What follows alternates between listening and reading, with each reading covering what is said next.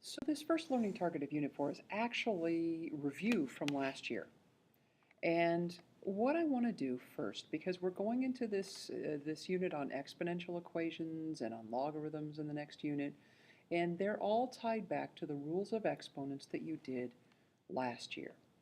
I want to remind you what these rules are and why, if you don't remember them, you could easily go out on the side of your test and rediscover them. If I'm multiplying x squared times x cubed, you guys know that x squared is really an x times x, and x cubed by definition is x times x times x, which means when I'm actually multiplying x squared times x cubed, I end up with x to the fifth power. That helps me to go back and recognize that when I'm multiplying things with the same base, what I really need to do is to add the exponents. I'm not multiplying the exponents. And I can just do a quick, easy problem like this out on the side to remind myself of that. The same thing here. X to the fifth, you know, is 5x's all multiplied together. And then x squared is really 2x's multiplied together. And the coefficient of each of these would have been 1. It just doesn't show. Something divided by itself is 1. Something divided by itself is 1. What that leaves is x to the third power. And then I go back and I realize that I could have gotten that 3 by just subtracting the exponents.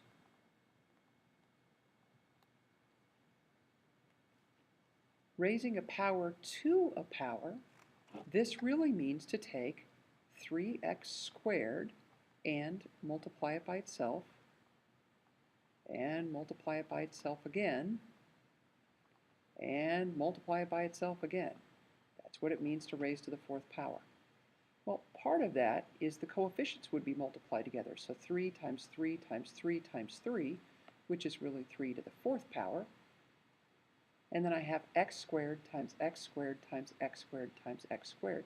You guys know from the previous page that that's really x to the 2 plus 2 plus 2 plus 2, because when I multiply things with the same base, I add the exponents. So that ends up being 81 x to the 8th power by the time I simplify this. Now let's go back and see what really happened. Now this was a 3 to the first power in there, I just don't write that exponent. So really, each of these exponents ended up being multiplied by 4. So when you raise a power to a power, you multiply the exponents. Using that to simplify these, you guys know that something divided by itself equals 1, as long as what's in the denominator is not 0. But a number divided by itself is 1, so x squared divided by x squared divided by itself has to be 1. But using the rule of exponents with the division property, you also know that this is x to the 2 minus 2 power, which is x to the 0 power, which means that anything other than 0 raised to the 0 power simplifies to 1.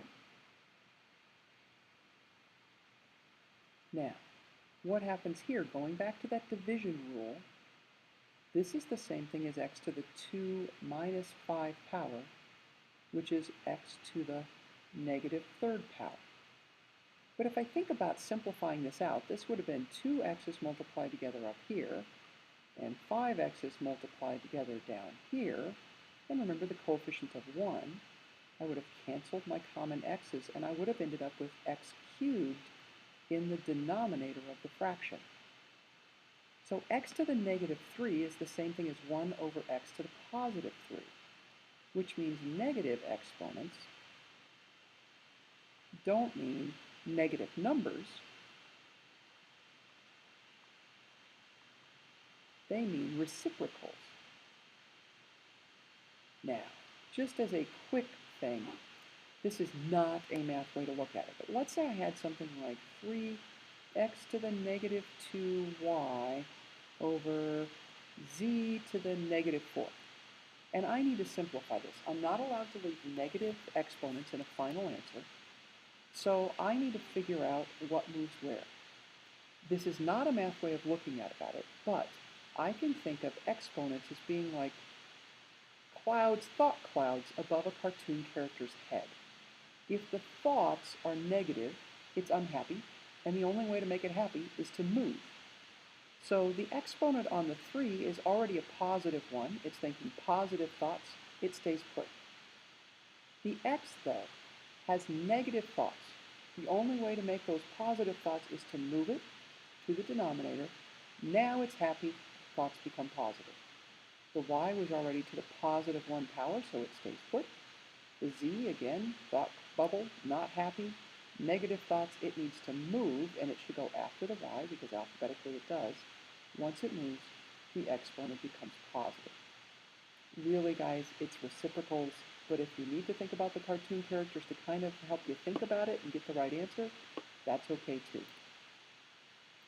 So if I'm going to redo this, it needs to have no negative numbers, no decimals, no parentheses, and I can't see like m in 2 different places, so I need to put those m's together. Here, I look inside the parentheses sometimes and see if there's anything I can simplify, and yeah, there's a negative exponent, but I'm going to deal with that in a little bit. Remember that a power to a power means raise each of these things to the negative 3rd power, which means multiply each of these exponents by negative 3. Once I simplify that, now I go to figure out negative exponents can't be in a final answer, so the 4 to the negative 3 is going to move to the denominator and become 4 to the positive 3. The x is also needing to move because of that negative exponent. It's become x to the 6th. The y, however, has a positive exponent already. It stays put. And then simplify this because we can cube 4, y to the 15th over 64 x to the 6th. Here, again, if I'm multiplying, the 3 times 6 part is easy. It's just 18. M to the negative 4th times m to the 8th. When I multiply 2 terms with the same base, I add the exponent. So this is m to the negative 4 plus 8 power. And then there's just this m to the 5th and nothing to do with it. So I end up with 18 m to the 4th, n to the 5th. All of my like bases are put together. I have no negative exponents, no decimals, so I'm good. This is just a simple notice that the 5 has a positive 1 exponent. You're not going to move the 5. The 5 stays put, the x moves to the denominator, and its exponent becomes positive. Oops, can't read that very well. And then the last one. I usually simplify what's inside the parentheses first before I take care of this exponent on the outside. I don't take care of negative exponents inside the parentheses because I don't know if they're going to be negative when I'm done or not. But I can reduce 24 over 8 to just 3, which is like 3 over 1. A to the 5th over a to the 8th. Think about what's happening here. If I expanded this, I have 5 a's up here, 8 down here, so I have 3 more a's in the denominator than the numerator. And then there's just this b sitting there with nothing to do. So this becomes 3 to the negative 2 power over a to the negative 6 power, multiplying my exponents together, and b to the negative 2. If I think about the cartoon character, none of these things are happy because they all have negative exponents. So the a is going to move and become a to the positive 6 in the numerator. B is going to move and become b squared in the numerator. The 3 to the negative 2 is going to move and become 3 to the positive 2 in the denominator. And then one more simplification step, because 3 squared we know is 9. So just be careful with these, and you can do it.